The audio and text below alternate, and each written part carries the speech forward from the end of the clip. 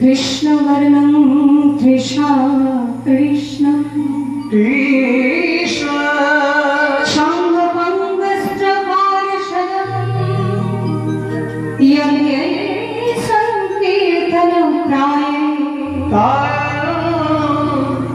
जयन्ती शोमेधाशा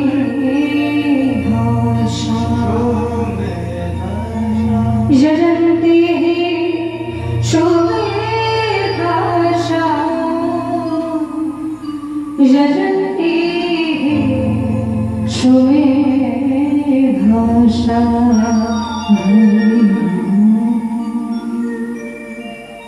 তাহলে লীলার প্রারম্ভে আমরা যে আস্বাদন করলাম সংস্কৃত শ্লোক, এগুলো হচ্ছে গুরু পরম্পরা আগত।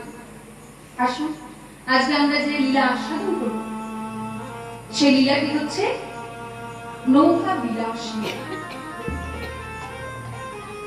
হরে মোর হরে মোর হরে মোর শ্রী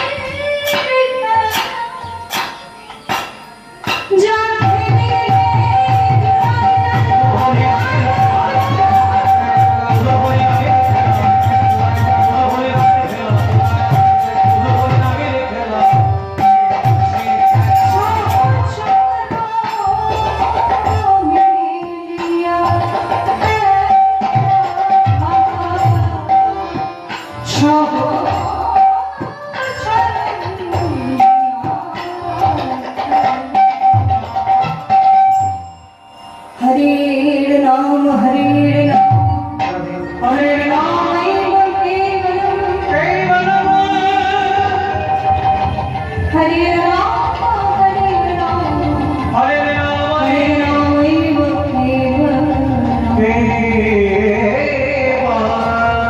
कलो नास्तिव नास्तिव नास्तिव गतिरन्यथा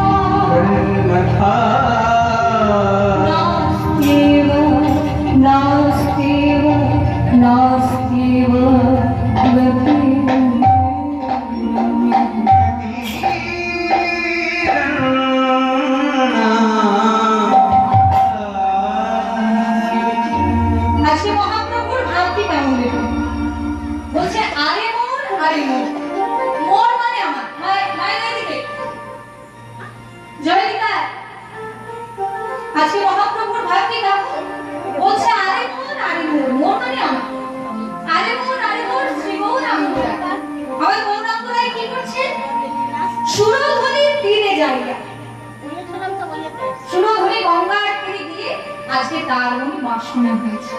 ইচ্ছা হয়েছে আমি তো ব্রাহ্মণের ছেলে, পুজো আমি অনেক করেছি, কিন্তু আজকে আমাকে নৌকা চালানোটা আমি নবদ্বীপ বাসীকে অবাক করে দেবো। আমি নৌকাও চালাতে পারি, দেখিয়ে দেব। আর আমি এমন নৌকা চালাতে পারি আর কেউ পারে না। কারণ আমি যদি নৌকা চালাই মানুষকে ভবসাগর পার করে দিতে পারি। সাধারণ নাবিকের তো সেই ক্ষমতা নেই। আমি মানুষকে ভবসাগর পার করে দিতে পারি। আজকে গঙ্গার ঘাটে গিয়ে মহাপ্রভু ঘোষণা করে দিলেন, শোনো, আজকে ঘোষণা করে দাও, শোনো শোনো শোনো, আজকে আমার নৌকায় যারা উঠবে তাদের একটি পয়সা পারের কড়ি লাগবে না। পারের কড়ি লাগবে না কেউ যদি একবার শুনে বাবা, ওঠার অবস্থাটা লক্ষ্য করবে। কারণ কোনো কাজ না থাকলে উঠে বসে থাকবে। এই যেমন আমাদের অনলাইন থেকে যে ট্রেনগুলো হাওড়ায় যাচ্ছে, হঠাৎ যদি পশ্চিমবঙ্গ সরকার ঘোষণা করে দেয় যে আজকে অনলাইনের ট্রেনে যারা হাওড়া যাবে তাদের টিকিট কাটতে লাগবে, অবস্থাটা একবার লক্ষ্য করবে। কারণ কাজ না থাকলেও ট্রেনে উঠে বসে যাই, টিকিট যখন কাটতে হচ্ছে না, একবার বালি ব্রিজে গিয়ে দক্ষিণেশ্বরে প্রণাম করে চলে আসবে। আমার কেউ বলতে না আরেকটু এগিয়ে যাবো, হাওড়া ব্রিজটা দেখে চলে আসবে। তাহলে বিনা পয়সার খবর শুনে আমরা সবাই সেদিকে কাজে লাগানোর চেষ্টা করি। মহাপ্রভু যেই না ঘোষণা করে দিয়েছেন আমার নৌকায় যারা উঠবে তাদের পারে পড়ি লাগবে না, ওদের দরকার নেই নৌকা পারাপার হওয়া, সেরকম নৌকায় উঠে বসে আছে। এবার দেখা গেল 100 লোকের নৌকা 200 লোক উঠে বসে আছে।